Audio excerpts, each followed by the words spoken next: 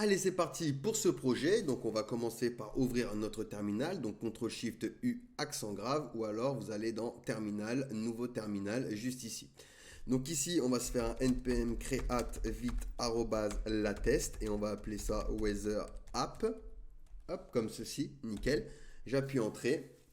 On va créer du coup notre application avec React et JavaScript. Parfait. Ensuite, on va se diriger vers le dossier. Donc, je peux faire un clic droit, ouvrir dans le terminal intégré et faire un npm i qui est équivalent à npm install pour installer du coup le package Node Module qui va faire fonctionner nos dépendances. On attend un petit peu et du coup, on va faire un npm run dev. On n'aura pas d'autres dépendances à installer ici.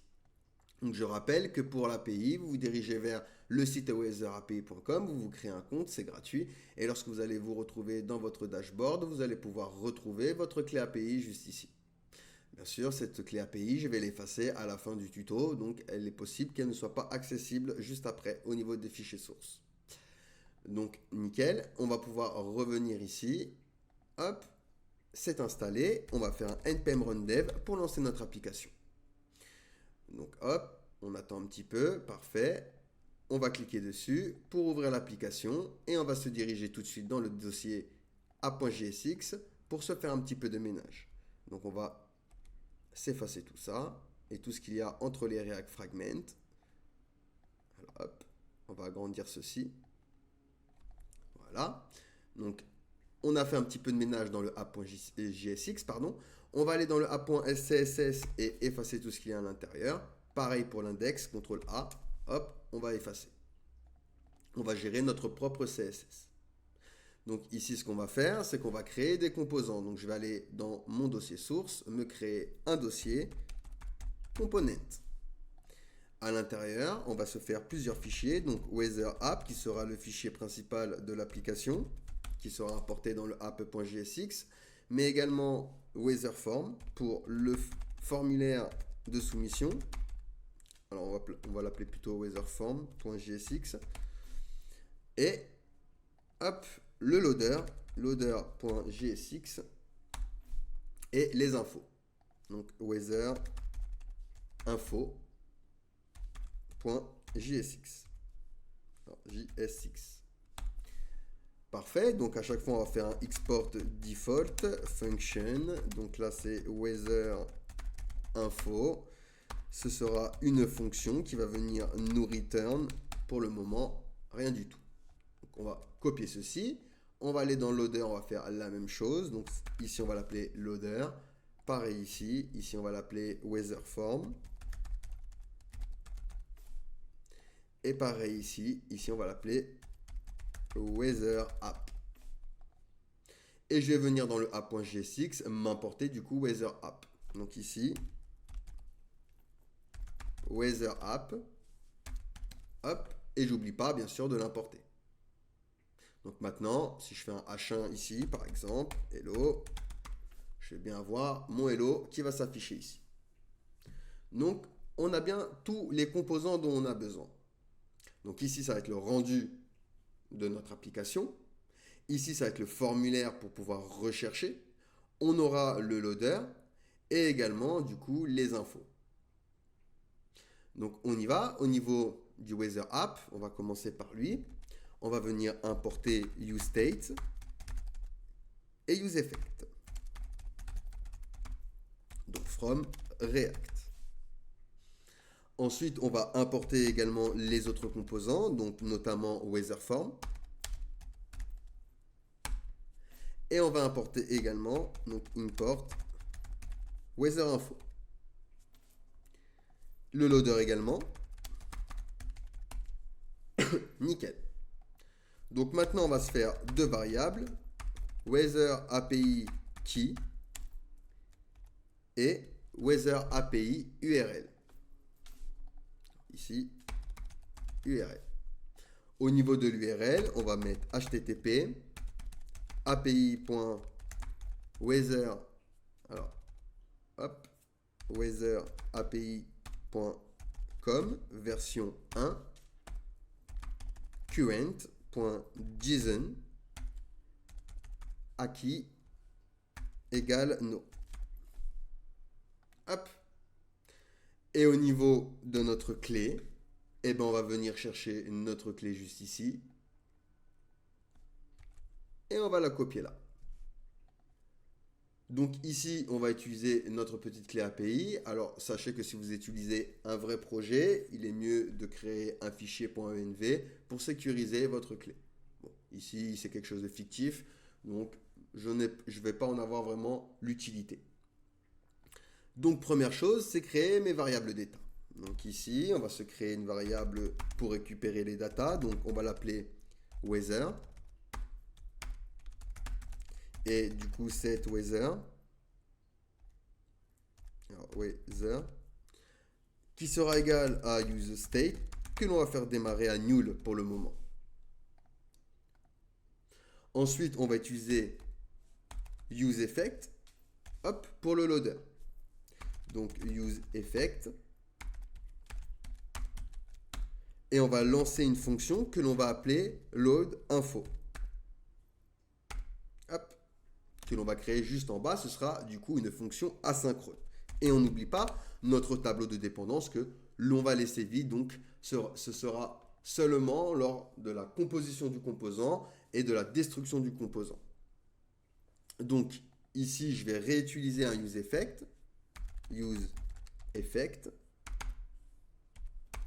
hop, et ici, ce sera pour changer du coup le title. Mais on verra ça juste un peu plus tard. Donc pour le moment, CTRL cassé, hop, on le met en commentaire. Ici, je vais faire un async function, donc ce sera loadInfo, et on va lui placer en paramètre city London. Donc on va commencer par Londres.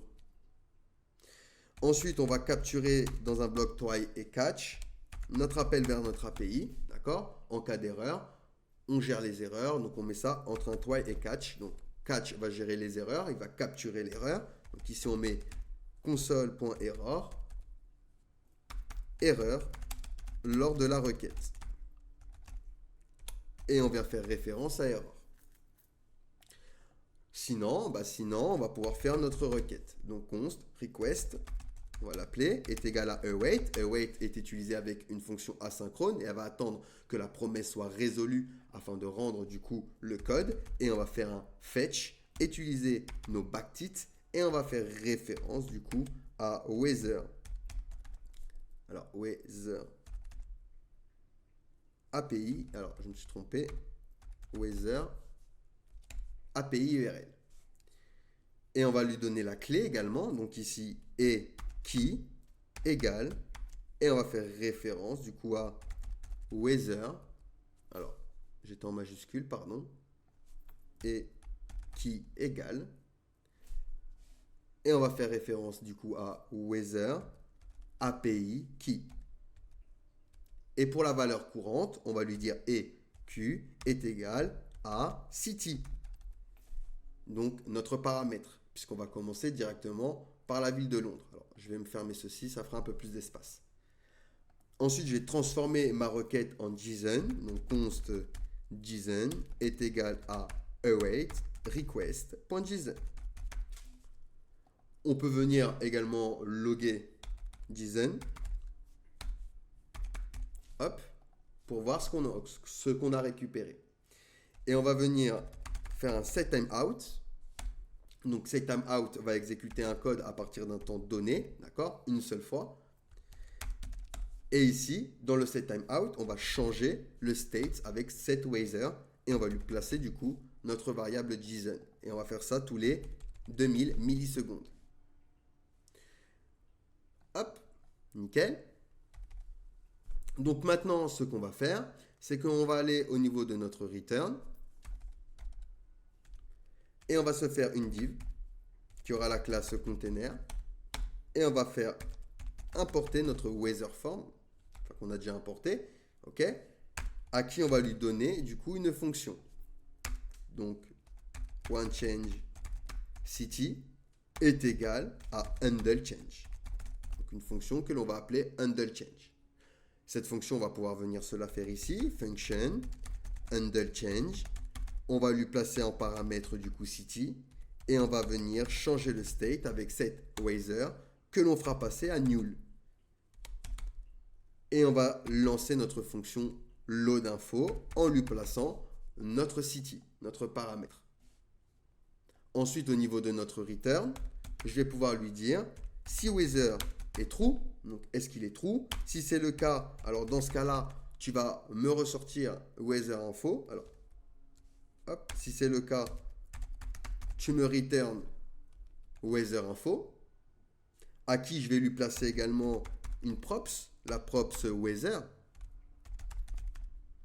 Hop, donc notre states. Ou sinon, le loader. Donc ici, on va refresh.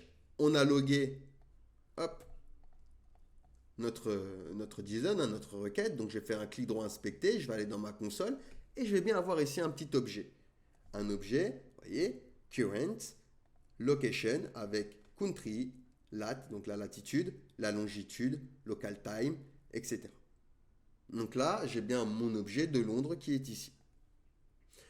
Donc maintenant, ce qu'on va faire, c'est qu'on va aller dans le weather form ici. Dans le weather form, il nous faut quoi? Un formulaire pour changer le state de weather, de notre recherche. Donc pour ça, je vais venir import useState from React. Ici, je rappelle que weatherForm, on lui a donné une props, onChangeCity. Donc, ce que je vais faire, c'est que je vais le récupérer également ici. Donc, onChangeCity. Ensuite, je crée ma variable d'état. Donc, on va l'appeler city7city. Donc, c'est égal à useState que l'on va faire démarrer à une chaîne de caractères vide. Et on va pouvoir, au niveau de notre return, on peut enlever tout ça. On va directement retourner un formulaire. Hop. Un formulaire avec un impet, donc pour la recherche, et un bouton, hop, pour rechercher, pour soumettre la recherche. Donc ici, on peut lui dire type est égal à submit, même si il est entre deux balises form, donc c'est pas nécessaire. Au niveau du form, on va lui donner un onSubmit et une fonction que l'on va appeler handleSubmit. Cette fonction-là, je vais la donner également à mon bouton ici, en one-click. Et je vais devoir me créer cette fonction juste en haut. Donc ici, function handle submit avec le paramètre E, on fait toujours un E prevent default pour changer le comportement de base des formulaires, et on va changer la city. Donc onChangeCity, on va utiliser notre fonction et on va lui placer notre state, du coup city. Au niveau de notre input, on va lui donner également un onChange pour récupérer la valeur que l'utilisateur va rentrer et une fonction que l'on va appeler onChange. Donc ici, function. Alors, pas onChange, on va l'appeler plutôt onChange, pourquoi pas. OneChange. Le paramètre E, on récupère la valeur, donc 11value est égal à eTarget.value. Donc on récupère la valeur de notre input et on va lui dire if, donc une condition, si value est égal à une chaîne de caractères vide, et le contraire d'une chaîne de caractères vide, pardon, alors dans ce cas-là, ce qu'on va faire, alors excusez-moi, il y a juste une petite parenthèse, hop, donc s'il n'est pas égal à une chaîne de caractères vide, alors dans ce cas-là, on change cette city avec la valeur que l'utilisateur va rentrer dans notre input. Ok? Nickel. Maintenant, ce qu'il faut faire, on va aller dans Weather Info. Vite fait, on va aller d'abord au niveau de notre loader. Le loader, ça va être simple, c'est juste un span à qui on va donner la classe loader que l'on va styliser un petit peu plus tard avec notre CSS. Donc maintenant, on va aller dans Weather Info. Et ici, du coup, on va récupérer la props qu'on lui a donnée, donc weather qui est notre state. Donc ici, on va venir le récupérer. Weather, parfait. Et on va venir return, du coup, une div avec la classe card info. Donc ici, card info, on aura une div card name. Donc ici, on va faire un H3. Ensuite, on sort de card name. On va faire div.cardCountry pour indiquer le pays. Alors, country, il me semble que ça s'écrit comme ceci. On aura un H4. Donc, pour récupérer maintenant les valeurs, ici, on va faire un weather. .location.name. Donc, on récupère le nom. Même histoire ici. Hop. On va faire un weather.location.country. Ensuite, on va se faire une div avec la classe cardbox. Ici, on aura une div avec la classe icône. Donc, on aura une IMG. Pour récupérer la source, on va venir faire un HTTP $. Weather, alors pas .location, on va faire weather.current.condition.icon. Alors ici j'ai une petite erreur, j'ai juste un petit accolade en trop. Donc là on vient récupérer l'icône. Au niveau de l'alt également on peut mettre le nom. Donc hop, weather.current.condition.text. Nickel. On va sortir de icône et on va se faire une div avec card temps. Pour la température, on va faire AH5. Température, donc on va faire ça en degrés Celsius. Alors, hop. Voilà, degrés Celsius. Et on va venir faire un P.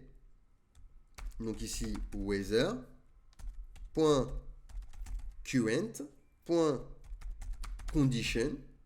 Et on va venir chercher le texte. Hop. On va faire de même pour la température. Donc là, on récupère la température. Donc weather.current.temps Celsius. Et on va venir, alors hop, tac, on va venir se mettre le petit signe des degrés Celsius également. Ok? Nickel. Ensuite, je sors de ma div. Hop. Et ici, on va mettre la map. Div card map. Donc, c'est ici que l'on va utiliser le frame. On va aller sur Google, rechercher London. Hop. On va pouvoir ici dire partager, intégrer une carte et copier le contenu donc, du frame. On va venir se le coller ici. OK. Donc là, on peut faire ceci. Tac. Tac. Tac. Hop. Voilà, comme ça, c'est beaucoup plus propre. Donc, je vais venir hop, ici. Donc, on va venir effacer le style. Parce que le style va bloquer et à full screen. Alors, hop. Hop. Et on a bien notre petite carte de Londres ici. Vous voyez, on a bien récupéré du coup à chaque fois nos informations. Qui, je rappelle, correspond à l'objet. Donc ici, on va se refresh. Location. Vous voyez, alors, hop, on va remonter. Alors, vous inquiétez pas, les petites erreurs, on va les gérer. Vous voyez, location à chaque fois. Name, London. Et nous, à chaque fois, on allait dans current pour aller chercher dans condition et chercher notre icône. Quand on se balade dans notre objet, ici à chaque fois. Parfait. Maintenant, ici, au niveau de notre frame, on va devoir changer la longitude et la latitude pour pouvoir du coup indiquer où est-ce que, l'utilisateur a recherché. Donc si on met Paris, on veut la ville de Paris. Donc, pour ce faire, ici, je vais venir juste ici et je vais effacer tout ce qu'il y a jusqu'à là. D'accord? Ensuite, je vais faire un $accolade et je vais rechercher weather.location.long pour la longitude. Bien sûr, ici, il va falloir que je mette mes backtitres parce que je fais référence du coup à mon state. Donc on met bien les backtitres pour que ça fonctionne bien. Ok? Alors, une petite erreur ici. Ah oui, pardon. Excusez-moi, j'ai oublié qu'on était en React. On ouvre les accolades. Voilà. Ensuite, il va falloir marquer la latitude. Donc, je récupère ceci. Hop, nickel. Ici, je vais passer jusqu'au D ici. Et je vais venir me récupérer tout ce qu'il y a jusqu'à là. Et je colle. Et ici, je vais venir chercher la latitude. Ok? Nickel. Donc, qu'est-ce qui se passe ici? On a bien notre carte, d'accord, qui est apparue, London, etc. Si je recherche Paris, on attend un petit peu et je vais bien avoir Paris ici, France, etc. Alors hop, je vois qu'il ne va pas m'afficher Paris au niveau de ma carte. C'est parce qu'au niveau de nos coordonnées, on a ici Londres et Royaume-Uni. Donc ce qu'il va falloir faire, c'est qu'on va récupérer tout ce qu'il y a ici, jusqu'ici, et on efface. Hop. Une fois qu'on a fait ceci, ici, on va venir récupérer ça, et on va venir se le coller juste ici. Hop. Donc, à la place de 1 SFR, on va mettre .1 zen. Et ici, on va faire la même chose, donc 1 zen. Je viens ici, et du coup, je vais rechercher Paris. Et je vais bien avoir Paris au niveau de ma carte. On va essayer une autre ville, on va faire Tokyo. Et je vais bien avoir Tokyo. Nickel. Donc maintenant, on va pouvoir passer au CSS pour styliser un petit peu le tout. Donc je vais venir dans mon app.css. Et on va commencer par viser tous les éléments grâce au pseudo universel, d'accord, au sélecteur universel qui est l'étoile.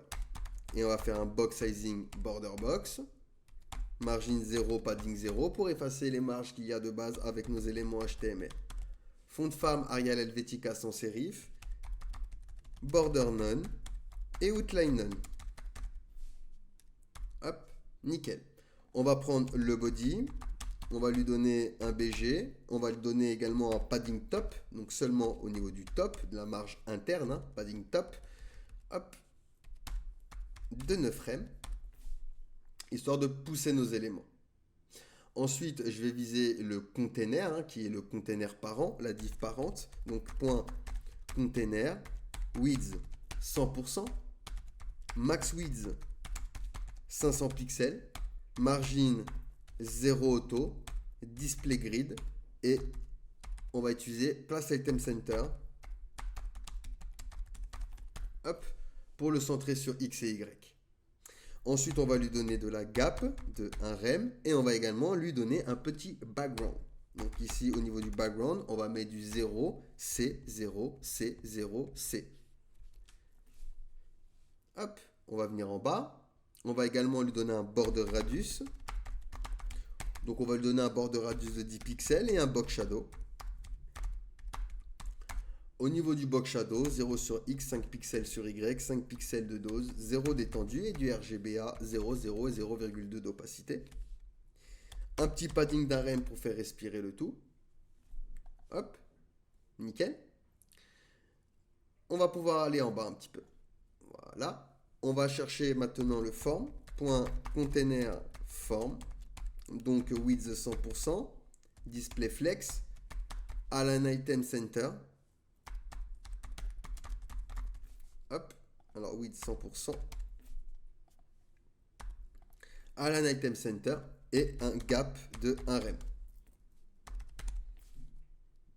Nickel. Alors align, nickel. On va pouvoir récupérer maintenant notre input, notre input qui est juste ici. Donc on va venir faire un point container, form, input. Hop, on va aller en bas pour voir ce qu'on fait.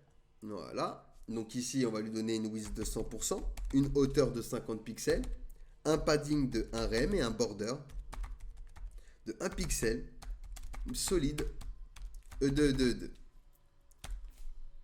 Hop. Ensuite, point container, form, button. Background, on va mettre du crimson. Color, F1, qui a un blanc un peu cassé. Padding 1 rem. Cursor pointeur. Border radius de 7 pixels, histoire d'arrondir les angles de notre bouton. Et une petite transition, 0,2 secondes de manière ease in out pour la timing function, donc pour la manière dont on va exécuter, dont ça va exécuter du coup notre transition. Ok, parfait, nickel. Ce qu'on va pouvoir faire également, c'est le hover. Donc on va récupérer ça. Donc 2 points over.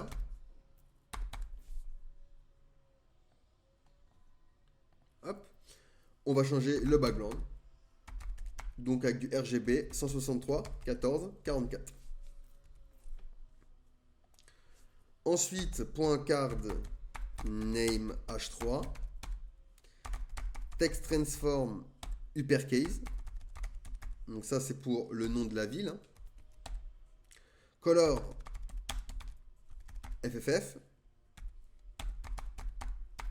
Font size, on va utiliser la méthode clamp, d'accord, pour faire du responsive, 20 pixels minimum, 5 viewport width en préféré et 50 pixels au maximum. Donc ici, il va faire 5 viewport width en time, mais il ne dépassera pas 50 pixels au maximum, ni 20 pixels au minimum.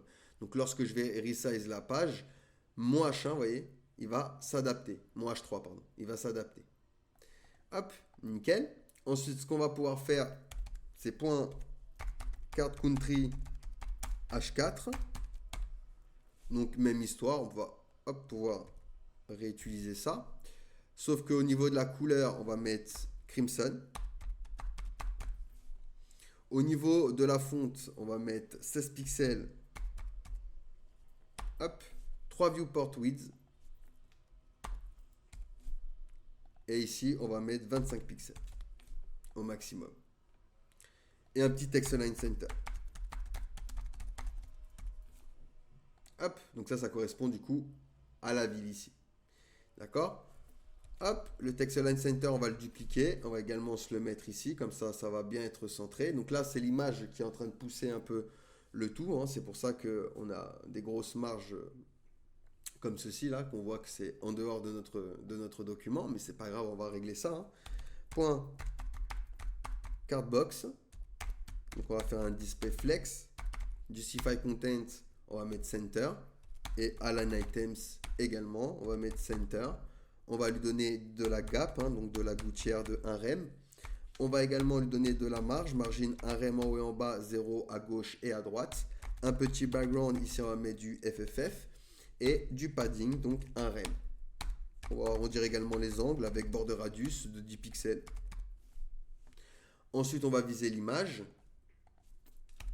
Donc point card icône IMG. Donc ça correspond à notre petite icône. D'accord, qui est ici. On va lui donner une width de 100%. Ensuite, on va pouvoir prendre card temps. Card temps H5. Et même histoire, donc on va pouvoir récupérer par exemple, hop, tout ça. Et on va venir ici. Donc text transform uppercase. Au niveau de la couleur, on va mettre du 333. Hop. Text align, on va l'enlever. Et au niveau de la font size, ici, On va mettre 14 pixels. Hop, en préféré 3 viewport width et au maximum 16 pixels. Et un petit margin bottom, histoire de pousser un petit peu le tout au niveau de notre H5. Maintenant, on va s'occuper des spans. Donc, point card temps span. On va récupérer ça. On va le mettre ici. Et on va juste changer la taille du span. Donc 40 pixels. 3 viewport width et 50 pixels. Donc ça correspond à la température ici. Ok, nickel. Il nous manquera le loader également à réaliser. Et le frame. Donc du coup, on va venir au niveau de Weather Info. C'est là que l'on a rentré du coup notre frame. Et au niveau de la width, on va la changer. On va mettre 400 pixels. On va la réduire. Voilà, comme ça. Nickel. On aurait pu également le mettre dans le CSS. Donc ici, ce qu'on va faire, hop, c'est notre loader. Donc point loader, width 48 pixels, height 48 pixels également. Border radius de 50%. Display inline block, position relative, border 3 pixels solide. On va pas mettre de couleur pour le moment, on va mettre la couleur juste en bas, border color FFF transparent. Hop, nickel. Box sizing border box, quoi qu'on l'a mis dans le reset, il n'est pas nécessaire. Animation. Alors ici, on va faire un rotation, on va l'appeler 1 seconde de manière linéaire et infinite. Ensuite, on va viser point loader, after. Donc, qui dit pseudo-élément dit content, même s'il est vide. D'accord? On va faire une position absolue. Left 0, right 0, top 0. On va venir un peu plus bas. D'accord? Top 0, bottom 0 également. Margin, on va lui dire auto. D'accord? On veut que la marge soit automatique. Ensuite, on va lui donner une border 3 pixels solide et border color. Donc ici, on va faire un transparent, crimson. Hop. On va lui donner également une width de 24 pixels, une height de 24 pixels, un border radius de 50%. Et on va également lui donner une animation. Donc ici, animation, rotation back, on va l'appeler 0,5 secondes de manière linéaire et de manière infinite. Transform origin, on va changer l'origine de notre animation, on va mettre center. Et du coup ici, on va faire nos animations. Donc arrobase keyframe, on avait l'animation rotation. Hop, donc 0% et 100%. Donc pour rotation, pour la première animation, on va simplement faire un transform. Hop, et on va utiliser rotate de 0 degré. On le duplique. Alt Shift flèche du bas pour le dupliquer. Et ici 360 degrés. Et on va faire la même chose. Donc on va le dupliquer pour rotation back. Sauf que ici on va lui dire moins 360 degrés pour qu'il tourne dans l'autre sens. Donc on refresh et je vais bien avoir mon loader ici. Je vais taper Paris. Hop, j'ai le loader. Et ça m'affiche Paris avec la petite carte. Et on a fini du coup notre application. Donc vous voyez, hop, on a bien notre application, on a bien nos informations, on a bien la carte. Donc on peut essayer par exemple Madrid. Hop, on va bien avoir Madrid en Espagne, la température, d'accord, la petite carte, nickel. Et on a bien le loader qui s'affiche. Alors il nous manque juste un petit truc. C'est au niveau du title. Et oui, on a utilisé UseEffect également pour le title. Donc ici, on va retourner dans Weather App. Et ici, on l'avait commenté. Donc, ce qu'on va faire dans ce useEffect, on va faire un document.title est égal et on va ouvrir les backtitres et on va dire ici météo slash et ici on va faire référence du coup à weather.location.name. Donc s'il est true on le met, sinon chaîne de caractères vide. Et on en profite pour dans le tableau des dépendances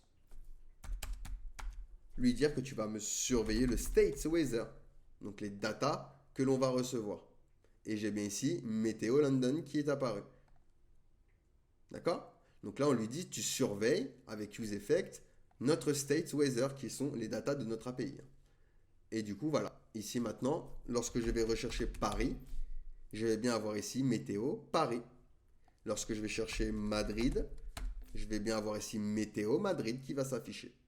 Parfait, nickel. Et bien on a fini notre application et l'utilisation de useEffect. On va pouvoir passer à la suite. N'hésitez pas à me poser des questions si vous en avez.